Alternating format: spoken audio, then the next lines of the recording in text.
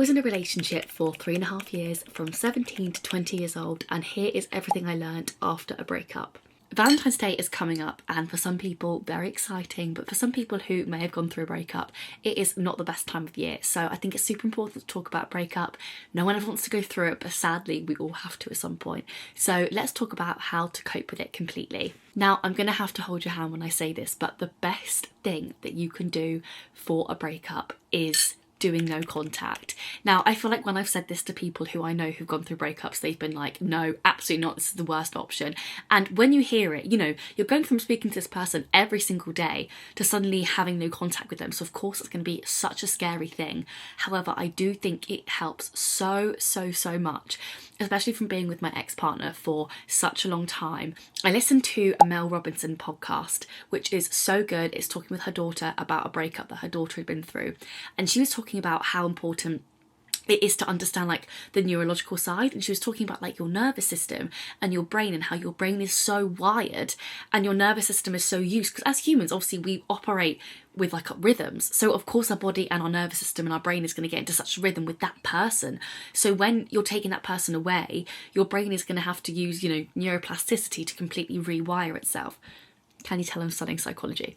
But it's so interesting because it does make so much logical sense. And I think when you're going through it, you also have to remind yourself, yeah, but of course I miss him, like, or of course I miss them or her or whoever it is. Of course you're going to miss them because, you know, your brain is so used to them being there, but you have to take that leap to get them out of your life. Because I think if you continue to talk to them every single day, your brain, or like as just you in general, is going to be like, oh yeah, we're still together. Like you're not going to be able to differentiate between we've broken up and we're still together. Going no contact is so difficult. I think what made it more difficult is there was no animosity in the breakup. It was very much we've just changed as people and we want to grow and move on into different humans, and that's obviously completely fine. So there was no bad blood between either of us. So I knew for myself that it was so important to just have that time, you know, figuring out who I was and figuring out who like this new person was going to be without him, which is so hard. And you know, those first few months are going to be so difficult because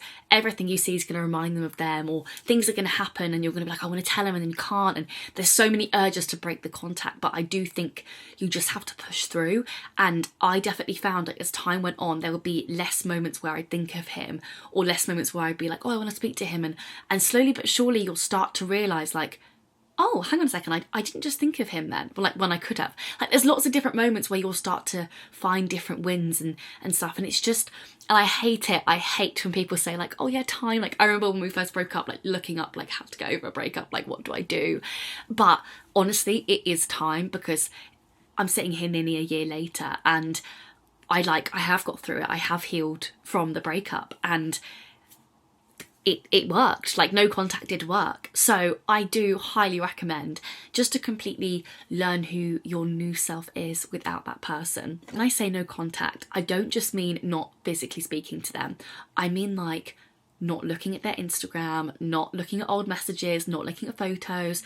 It's so okay if you want to put all the photos in an album and make sure you just can't see them. But I always found that like little triggers, like I'd be okay, and then little triggers of like seeing an Instagram post or seeing an old photo or something would just send you into a bit of a spiral. So it's not in a hating, immature way, but like unfollowing on Instagram, as hard as it is, and it's not in a petty way, it's just for yourself and for your own healing, it is a really great thing to do. Number 2 is feeling all the emotions, because going through a breakup, you are going to feel every emotion possible. You're going to have days where you're like, oh my goodness, this is so good. You're going to have days where you're like, this is the worst thing ever. I'm angry, I'm upset, I'm hurt. Whatever those feelings are, it's going to be unique to you. However, you have to make sure that you let yourself feel all of them, because the worst thing that you can do for yourself is suppress the feelings or pretend that you're okay or whatever it might be. I think one thing you have to remind yourself is like healing just in general isn't going to be like a linear process. You're not going to be like, okay, I'm happy today, so therefore I'm going to be happy tomorrow and even happier. Annoyingly, life doesn't work like that. So you have to allow yourself to enjoy the happy days, but also if you wake up one day feeling really upset, you haven't taken a step back. You've taken a step back if you don't let yourself feel the emotion, but letting yourself feel the emotion is letting it get out of you, and hopefully you'll notice that those days get smaller and smaller.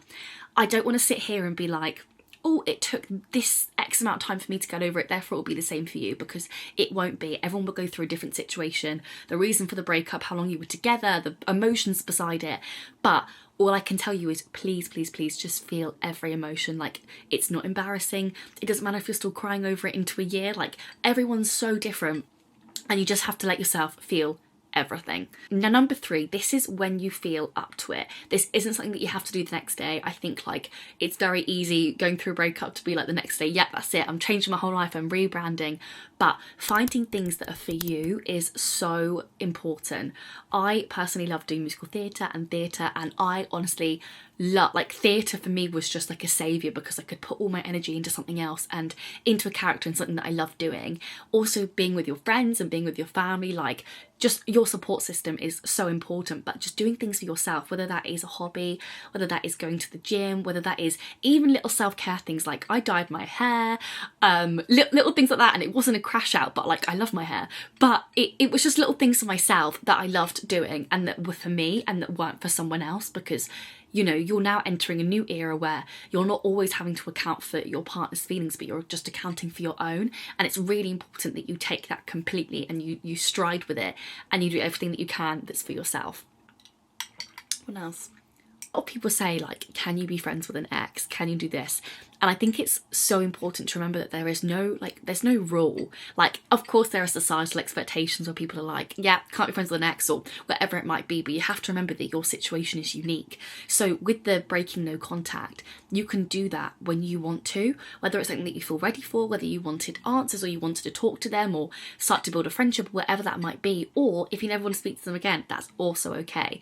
You have to remember that this is in your hands and where you want to take it. And it's okay if the other person's at a different point and you want to set those boundaries, because that might happen. Again, you're 2 different people. Just put time into yourself, think about what you want, whether that's journaling to process that, talking to friends, doing lots of different things for you where you're enabling yourself to process and understand everything is so, so, so important. I'm going to stop waffling now. I really hope this video has made a little bit of sense and has just made you feel a little bit more seen, because going through a breakup can make you feel so alone, whether you have the best support system around you. No one knows your situation like yourself, and you have to remember it's how you feel, not what, or sometimes the advice that everyone's giving you can feel so heavy and so hard on yourself, but you just need to take it every day at a time and annoyingly trust the process, because it will get better. Feel every emotion. I hope you're okay, and I'll see you next time. Bye.